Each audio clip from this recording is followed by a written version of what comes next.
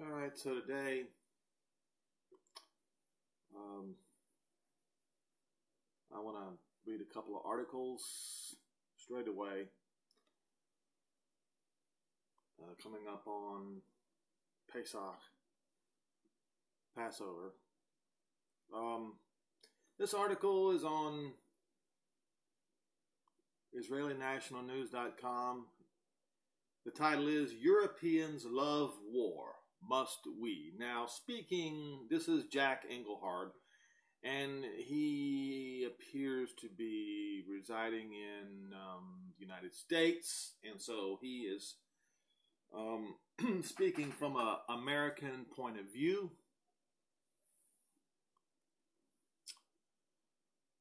At least to this observer, UK Prime Minister Theresa May has been sounding a touch hysterical, or maybe it's just me who finds this getting out of hand. She's now got the United States backed into taking punitive action against Russia. This as we expel 60 Russian diplomats as part of a united front that includes 14 European countries, all of whom say that it's time to do something about Russia. And every time I hear that term, that phrase, we have to do something, they always do the wrong thing every time. Because we have to do something means we don't have to rationally think this whole thing through. But anyway, I will continue. 14 European countries, all of whom say that it's time to do something about Russia. The pundits agree, all of the same mind, that it's time to put Putin in his place, and enough is enough. Enough of what? Seems that the Russians poisoned a couple of dissident Russians somewhere in England, Salisbury to be exact, so this means this, read all about it, apparently he has a link, means war. We are not quite there yet, but it sounds like somebody thinks a Cold War is fine, but that a hot war would be better, as we wrote in Cool Hand Trump versus Warhawk Dems, or Democrats. Once again, just this morning we find Prime Minister May addressing Parliament with words to die, or to die for, like this. If the alleged poisoning is part of a pattern of increasingly aggressive Russian behavior, for aggressive behavior off the scale, she might consider what the poison-hearted Palestinian Arabs keep doing to the Israelis in days of rage, often with British and EU approval. I get it that Putin has schemes not in our favor, sure, but what's alarming is the haste to take up battle stations that can only push Putin to the brink over what is not that clear. A clear breach, May goes on to say, as a summons to the world to get tough. Even though, by the way, there is no proof that the Russians did anything, so maybe it's simply a time for war. The Europeans need it every so often, quite often in fact. Most times,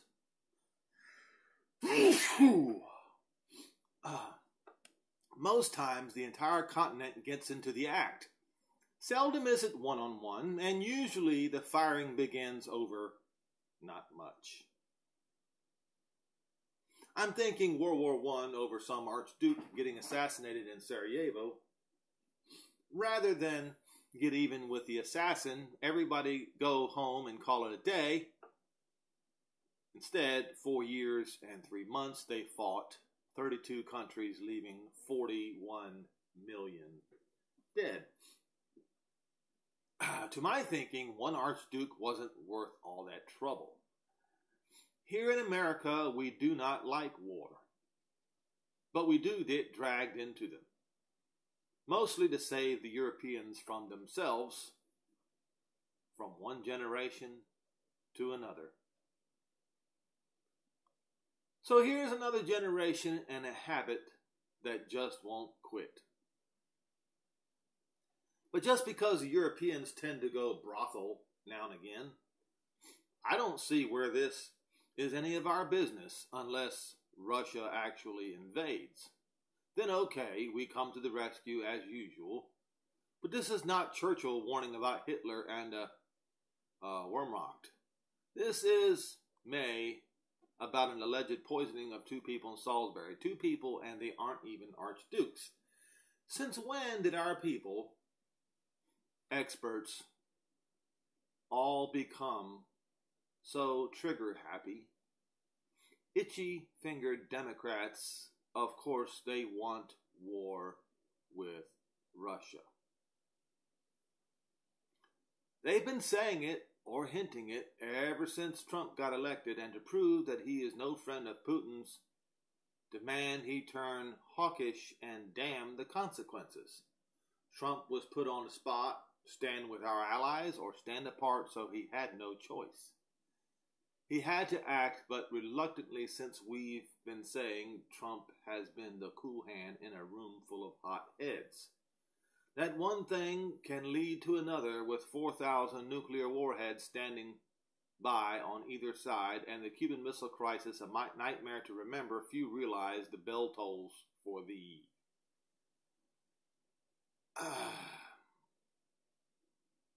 Well, that's the end of the New York-based best-selling American novelist Jack Engelhard writes regularly for IsraeliNationalNews.com, of course. He only scratches the surface, folks. You see, the Europeans are a bloodthirsty people. And he's right that every generation or so, they seem to be overcome by their addiction for blood. The vampirish creatures that they love to talk about in their folklore, well, that's them themselves. They are the ones who love the taste of blood, as has been recorded throughout the history of the European continent. And when I say the European continent, I also include Russia as well. So, in the same vein, we have the great big march by the Fakestinians, by the Arabs. They are planning to begin tomorrow.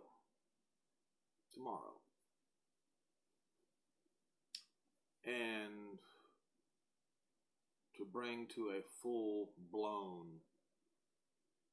to try to bring to a full-blown invasion of Israel on May the 15th, in protest of putting the American embassy in Jerusalem.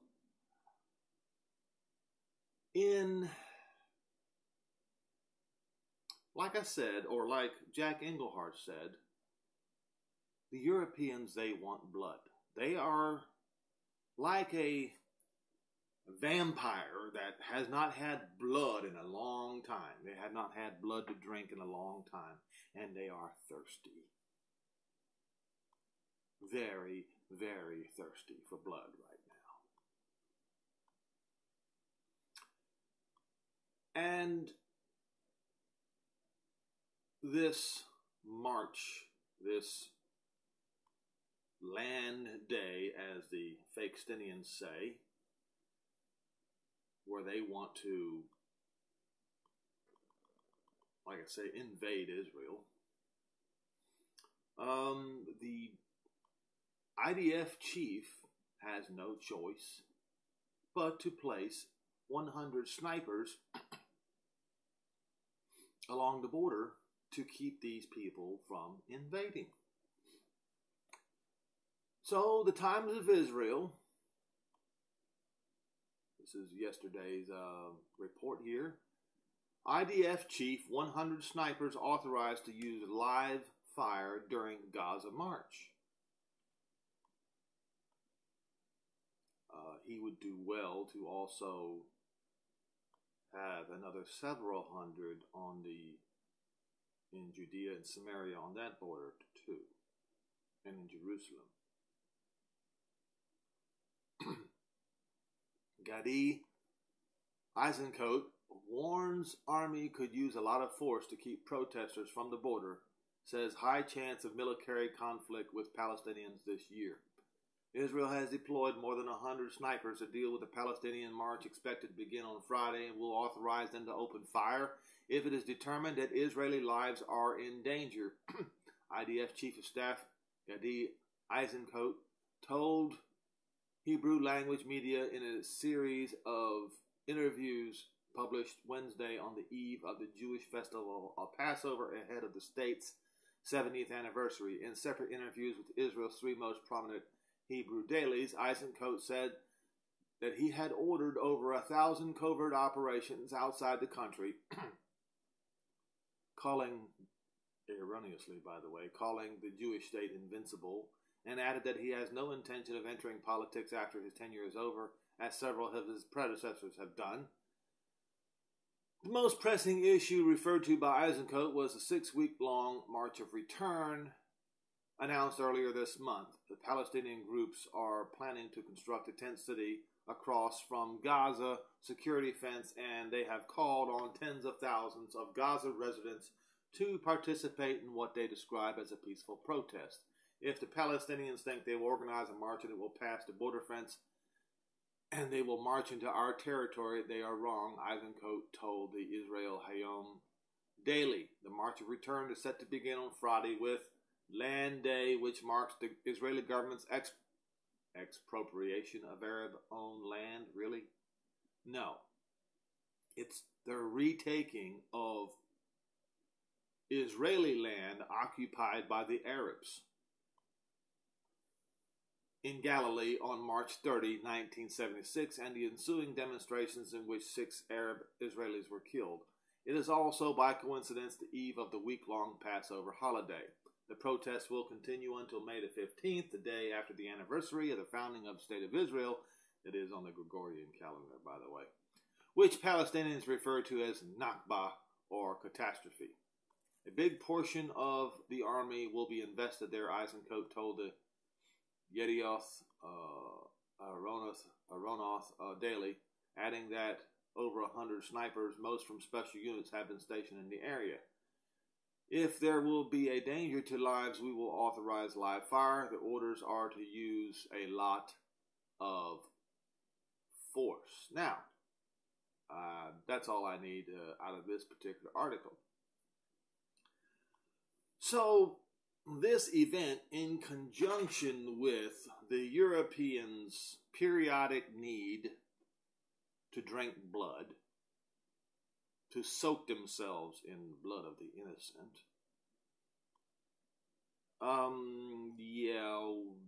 do not be surprised if the European ire will suddenly turn on Israel instead. Do not be surprised if this should happen. You see, the real anger and hatred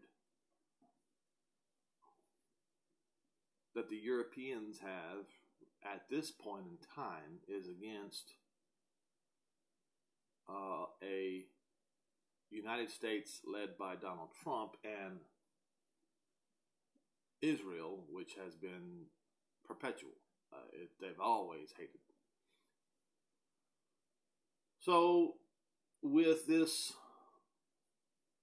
special day coming,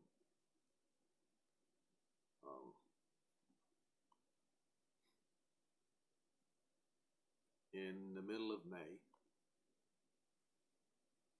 when the United States will do what is required, what was required in the book of Zechariah, that all nations must put their embassies or their tabernacle, their temporary tabernacle in Jerusalem and not in Tel Aviv,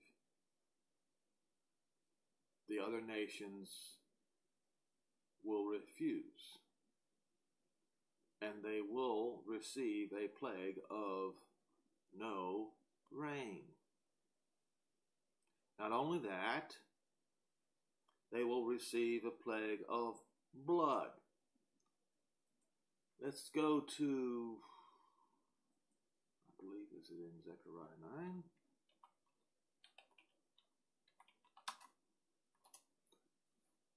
Oh, come on.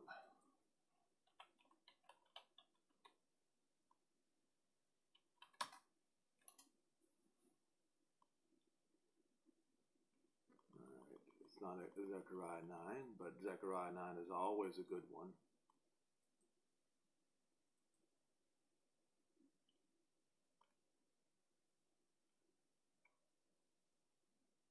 Let's see.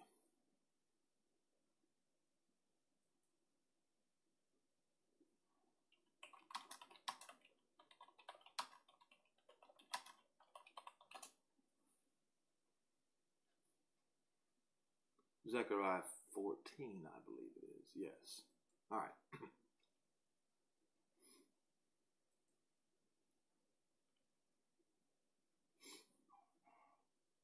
Now, note very carefully how this is worded. And this is the reason why I was concerned, and I am concerned about General Eisencoat talking about how Israel is invincible.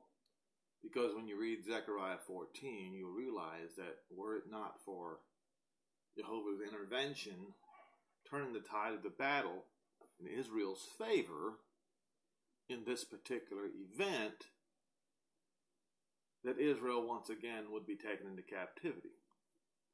But, per the promises that Jehovah made to Abraham, Isaac, and Jacob in the last days,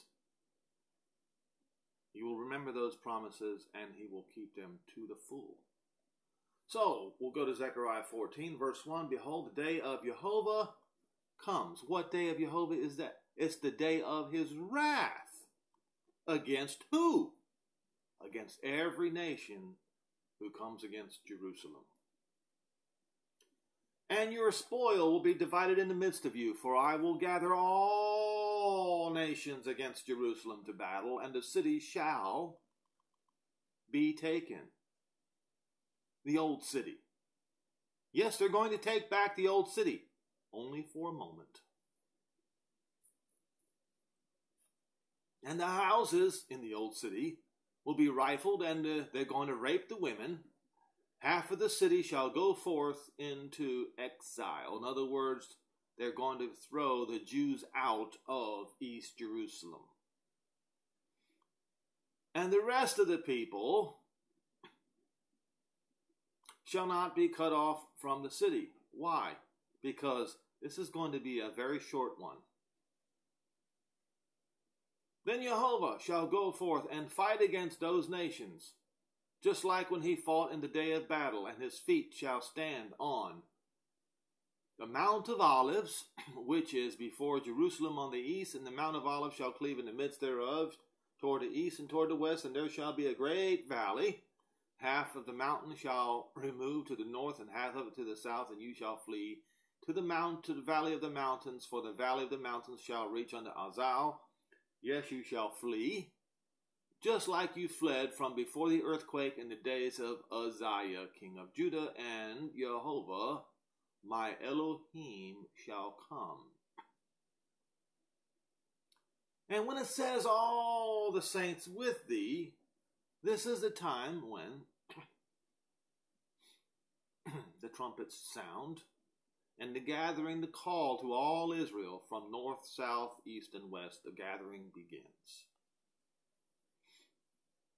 And it shall come to pass in that day that the light shall not be clear nor dark, but it shall be one day which shall be known to Jehovah, not night nor day, but it shall come to pass that at evening it will still be light. This is much like what is written in Isaiah 60 and verse 1. And it shall be in that day that living waters shall go forth from Jerusalem, half toward the former sea, and half of them toward the hinder sea. In the summer and winter shall it be. And Jehovah shall be king over all the earth. In that day there shall be one Yah, and his name one. It ain't Zeus. It's not Allah. It's Jehovah. All of the land shall be turned as a plain from Geba to Rimmon south of Jerusalem, and shall be lifted up and inhabited its place from Jerusalem's gate unto the place of the first gate, unto the corner gate, from the tower of Haniel unto the king's wine presses. And the men shall dwell in it, and there shall be no more utter destruction. But Jerusalem shall be safely in it. What? Well, we have Christian denominations right now saying that Jerusalem will be destroyed again.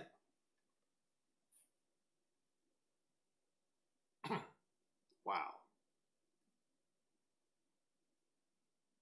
Now, these invaders who go and take East Jerusalem for a moment, what's going to happen to them? And this is the plague wherewith Jehovah will smite all the people that have fought against Jerusalem. Their flesh shall consume away while they stand on their feet, and their eyes shall consume away in their holes, and their tongue shall consume away in their mouth, and it shall come to pass in that day that a great tumult from Jehovah shall be among them. Great tumult? This great tumult is going to be a self-inflicted war, probably a nuclear war, fired against each other.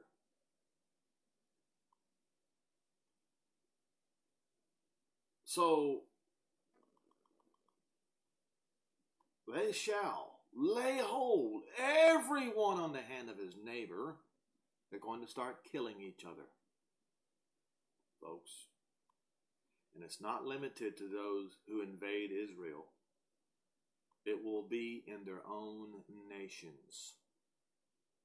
Every nation who has persecuted the Jews will be afflicted with this plague. Now, this thing about every man against his neighbor, this is in the makings right now. Just like Jack Engelhardt said, they want blood. And they don't, quite frankly, they don't care where they get that blood. Every man shall lay a hold on the hand of his neighbor, and his hand shall rise up against his neighbor, the hand of his neighbor. And Yehuda, that's the Jews, will be fighting back at Jerusalem. You see, General Eisencoat, I understand that you need to have your snipers in Gaza. But like I said before, you need to have 10 times that amount in Jerusalem to protect Jerusalem.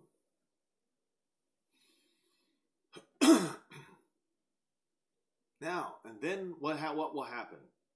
Judah will prevail, and the wealth of all the heathen round about will be gathered together. Gold and silver, clothing in great abundance. And this plague will fall upon the horses, the mule, the camel, and all the beast that shall be in these tents, this plague. Now, when you look at the plagues in the book of Revelation, you will see that some of them appear to be self-inflicted.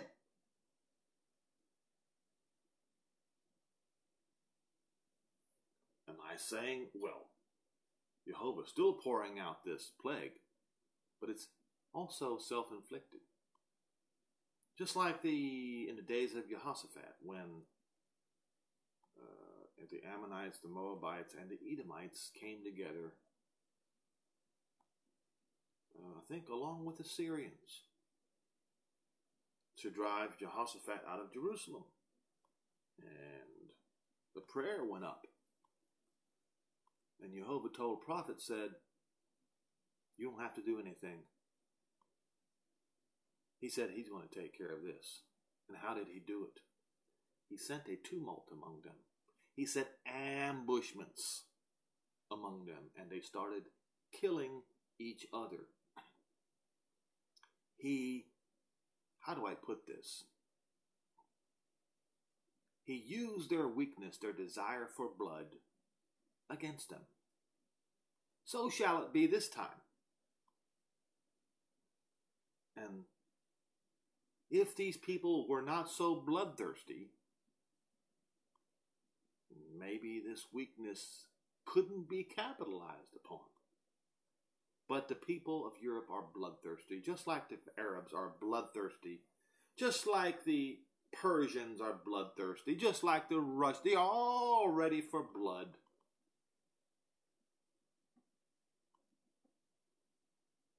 Like a bunch of vampires. Now, speaking of, as I have done many times before, verse 16, and it shall come to pass that every one that is left of all the nations which came against Jerusalem, they will have to go up from year to year to worship the King Jehovah of hosts and to keep the Feast of Booths, the Feast of Tabernacles, the Feast of Embassies. It's all the same thing. Then shall be that whoso will not come up out of the nations, the families of the earth, unto Jerusalem to worship the King, Jehovah of hosts, even upon them there shall be no rain. No rain, folks. So I have a question to ask you, especially you folks in Europe, who absolutely refuse to put your embassy in Jerusalem. When the United States of America and Guatemala, without any cajoling from the Almighty himself, are going to voluntarily put their embassy in Jerusalem, you Europeans, Russia, all the rest of the nations refuse. Are you ready for 3.5 years of are you ready for no rain, a plague of no rain? Do you know what this means? It means that within a month, your vegetation will be dry as a crisp and will burn up. You will have nothing to eat. And even to the nations who are not afflicted by this particular disaster, food will be in short supply.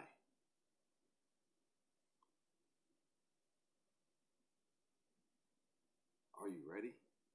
Do you have more than a day's supply of food in your refrigerator? Do you know how much it costs? Do you know how much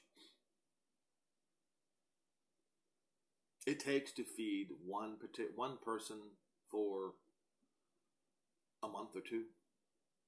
Try a 5-gallon bucket of beans and rice. Okay? Let's go with that. So here in the United States, 5-gallon bucket, well, you can probably get 6 gallons in a 5-gallon bucket of beans will cost you around $45, $50, $55 if you shop carefully. Okay? And then if you shop carefully again, say a 5-gallon bucket or so will cost you around $20, $25. Now, that will feed one man possibly for 2 months. So we're talking, say, $70 for 2 months. Now multiply that by, so divide that in half, it's $35. And then multiply that by 42, which is 42 months is 3.5 years. 35 times 42. My math isn't so great, so I'll get a calculator out. 35 times 42. $1,470 per person for 3.5 years. Why do I say 3.5 years? Well, if you go and look in Revelation 11, verse 3, you will see the 2 witnesses are going to bring 3.5 years of no rain upon the earth, just like Elijah the prophet did. Or I should say, Eliyahu the prophet did. $1,470 in basic food it's going to cost to feed the average man in today's prices. Now imagine what will happen if all the vegetation is wiped out in Europe, just in Europe alone. You think that the price of food is going to be the same as it is now? Only a fool would think that. So those of you nations who refuse to put your embassy in Jerusalem, and not only that, you condemn the United States and Guatemala for putting their embassy in Jerusalem, are you ready? Are you ready for the consequences? No, you're not. You have no idea what's about to hit you. There is no way in the world you're going to be prepared for this. Not even if 25%, not even if 25% of you have stored away $1,470 worth of food for this day, you still won't be ready for it. It's incredible. I'm incredulous. How in the world have these world leaders not read the prophets and understand what's about to happen to them? The horrendous consequences that will happen as a result. World War I was nothing compared to what's coming. World War II was nothing compared to what's coming. The combination of both the losses of World War I and World War II are nothing compared to what's coming. And as I said, as soon as Israel is forced to use live fire against the Palestinians for invading their land, without a doubt, the Europeans and the Russians, longing for blood, longing for Jewish blood, will turn against Israel. Mark my words. It doesn't take a genius to figure this out, because these people have a long history of blood libel,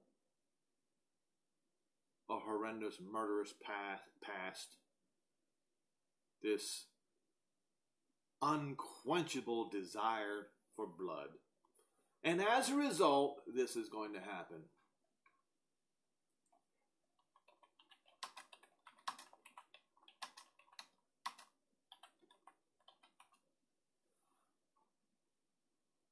Revelation 16.